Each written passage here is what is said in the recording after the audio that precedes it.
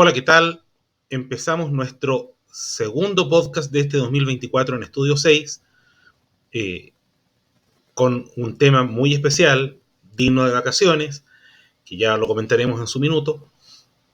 Como siempre, agradeciendo a nuestro podcast aliado de Momento Crucial, Hablemos de la actualidad nacional e internacional en términos simples, que probablemente en estos días va a tener bastante movimiento con las noticias que han ocurrido las últimas horas en el Ecuador. Se puede encontrar, como ustedes saben, en YouTube y en Spotify. También mencionar, como siempre, que tenemos la posibilidad, o tienen la posibilidad de colaborar con la solvencia del canal en nuestro Flow. Hay un link en la descripción de cada video donde ustedes pueden pasar a aportar desde 350 pesos, lo que sea su cariño, por supuesto, para la continuidad y solvencia del canal. Sobre un determinado aporte tienen la posibilidad de proponer un tema para ser tratado en el canal, ya sea en el podcast o en un episodio. Quisiera agradecer a su vez la altísima sintonía que tuvo sorprendentemente nuestra sección veraniega de Cinema Estudio 6, donde hablamos de las canciones que no fueron, como dijimos, de la saga de 007, que contra todo pronóstico sumó una muy alta sintonía, sobre todo teniendo en cuenta las limitaciones de difusión que tenemos, y eso nos pone muy contentos porque quiere decir que todavía hay personas que tienen fe en algún proyecto dentro del canal. El debut de ayer del nuevo episodio no tuvo un rating tan bueno, digamos, pero también son cosas que uno tiene que entenderlo, entre otras cosas, porque tenemos dificultad de difusión. Pero, nuevamente, quedándonos con el lado positivo, una altísima sintonía obtuvo el episodio, el primer Cinema Studio 6. Este viernes tenemos otro segunda entrega, ya van a ver de qué trata, y la idea es ir durante los viernes de este verano, independiente de que podamos hacer vacaciones respecto de los podcasts y los episodios, entregar algún, aunque sea cortito, tema vinculado al cine, que vayamos juntos al cine y a los recuerdos con nuestro canal y su canal Estudio 6. Y ahora, entrando en materia, para hablar del tema principal de nuestro podcast, un tema veraniego e infantil, del recuerdo. Antiguamente existían revistas infantiles en nuestro país y, en particular, en la primera mitad del siglo XX, nuestro país vio un gran número de publicaciones pensadas en los niños, ¿ya? De distintas categorías, de distintas calidades, pero hay una que pasó a la historia en particular y que llama la atención porque significó que los niños eran un tema para el mercado editorial chileno cuando no había radio, no había televisión, y sin embargo sí había gente que pensaba en la distracción infantil, junto con la educación, como vamos a ver en un instante, y además en una época, como era la primera mitad del siglo XX, donde el analfabetismo en Chile era un tema importante. Entonces, justamente, nuestro sistema editorial, y aquí tenemos que hacer un pequeño preámbulo, ocupó la ilustración, los dibujos, para ayudar a alfabetizar a los niños de Chile, así como funcionaron, por ejemplo, en los primeros sistemas de silabario como el legendario sistema Mate y el silabario del ojo, ¿cierto? Que incluían en un librito las letras, un cuento, un poema, que tenían por una parte la capacidad de enseñarle a leer y además una pequeña moraleja, como para tratar de enseñarles cuestiones valóricas a los niños de Chile. ¿Ya? Y esto se produce, tanto el sistema Mate y este intento del mundo editorial chileno por llegar a los niños en una época donde hay un boom editorial en Chile y un boom de diarios, ¿cierto? Chile tuvo, a principios del siglo XX, nace el Diario Ilustrado, nace el Mercurio de Santiago, y dentro de esa vorágine también nacen revistas como la revista Sucesos de 1902 o la vieja revista Zigzag, que daría origen luego a la editorial Zigzag en 1905. Y justamente Zigzag es la primera editorial que, además de los silabarios, empieza a pensar en cómo educamos y entretenemos a los niños de Chile. Y nace primero la revista de los niños en 1905 y luego la revista Chicos y Grandes en 1908. Ninguna de muy larga vida, Pero aquí viene el momento clave. En 1908 nace también el Peneca. Para los que tenemos padres o tuvimos padres muy viejitos, que eran niños antes de en la década del 40 o del 50, o han tenido abuelitos que fueron niños en la década del 30, el 40 o el 50, probablemente han escuchado hablar de esta revista. Que la idea que tenía era básicamente enseñarle a los niños algún tipo de lección. No era un silabario, no les enseñaba a leer, pero además de entretenerlos con historietas. ¿Ya? Lo que significó, ¿cómo lo hicieron para atraer público? Primero, por supuesto que incluían dibujos, incluían relatos, pero además hacían concursos literarios, aceptando la colaboración de sus propios lectores. Y eso significó un grado mayor de fidelización de parte de la revista. En tanto, el público lector no era simplemente un espectador, sino que además se le permitía, aunque fuera en una porción menor, participar de la creación de su revista favorita. Lo que, por supuesto, significó que con el tiempo se hicieran mayores niveles de corrección de prueba para que los textos salieran bien publicados y se incluyera además con el tiempo, permitiera generar fidelización en temas que eran novedosos, como incluir historietas y una sección de pasatiempos. En un comienzo la revista fue dirigida por el padre Emilio Weisse, que, como dijimos, tenía una misión, que era, por una parte, entretener a los niños y además entregarles una lección moral conforme a la visión de la Iglesia Católica, que era inmensamente mayoritaria en la sociedad chilena. Y curiosamente esta visión funcionó. Los niños de Chile empezaron a acercarse a la revista y la revista cumplía su función de tener impacto en el público infantil. Pero hay un momento donde el padre Weiss es reemplazado, y es reemplazado de forma bien rotunda. Es reemplazado por una periodista, mujer, en 1921, Elvira Santa Cruz, que tenía una visión, por supuesto, mucho más moderna y más liberal respecto del mercado editorial infantil. Y es bien novedoso porque ella llega a ser directora de la revista El Peneca el año 21. Para que tengan ustedes una proporción, el año 35 recién las mujeres vinieron a tener derecho a voto en elecciones municipales. Entonces la revista El Peneca además tiene esta pequeña gran virtud de ser un espacio en que las mujeres también tuvieron acceso al mercado laboral y en este caso al mercado editorial dirigiendo un medio escrito. Y tomó varias decisiones novedosas para la época. Por ejemplo,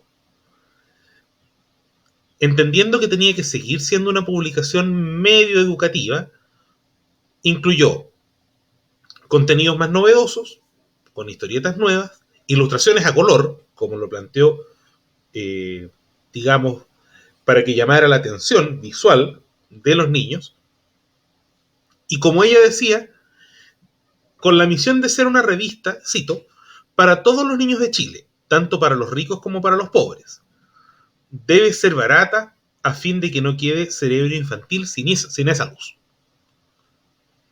Y de verdad la estrategia de Elvira Santa Cruz fue un éxito rotundo en sus 30 años al cargo de la revista.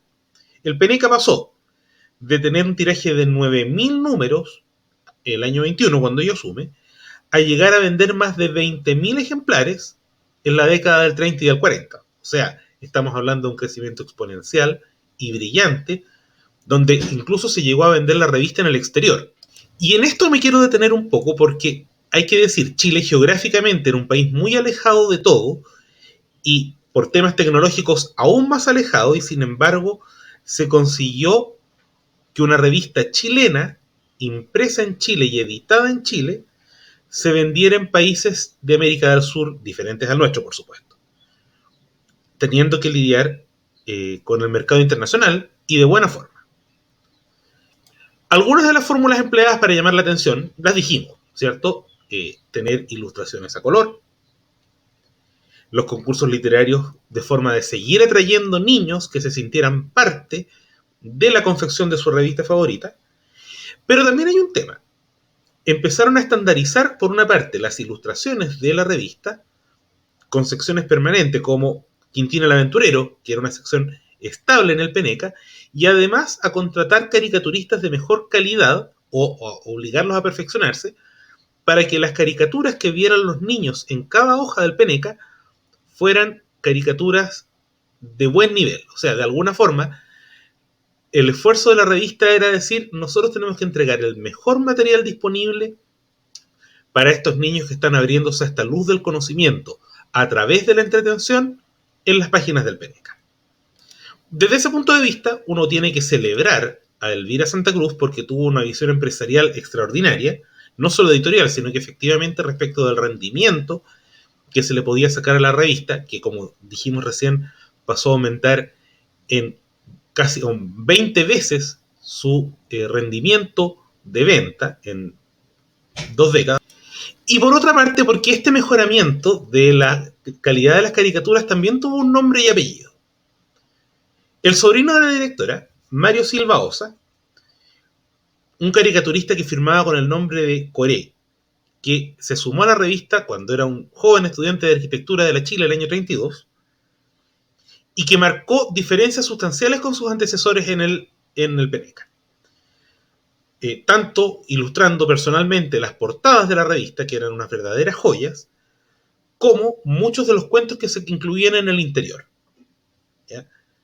Demostró Coré, por una parte, ser un dibujante extremadamente creativo, con muchas ideas, y además muy perfeccionista. Por lo tanto, es un poco mezquino tildarlo de caricaturista. En realidad, Coré era un artista en términos concretos, digamos. Lo que él hacía era más que simplemente ilustrar una revista infantil, él hacía pequeñas obras de arte para niños. ¿Ya? Y fue tal el nivel de importancia de Mario Silva Osa, Coré, que fue tentado desde el exterior para partir, ¿cierto? Por una parte, fue tentado en su minuto por la revista Villiquen, que era la gran revista infantil de América del Sur, ¿ya? Que dominaba en todos los países de América del Sur en venta, salvo en Chile. Villiquen se vendía en Chile, pero nunca llegó a vender más que el Peneca, cosa que es muy curiosa. Y además, una segunda tentación aún más importante.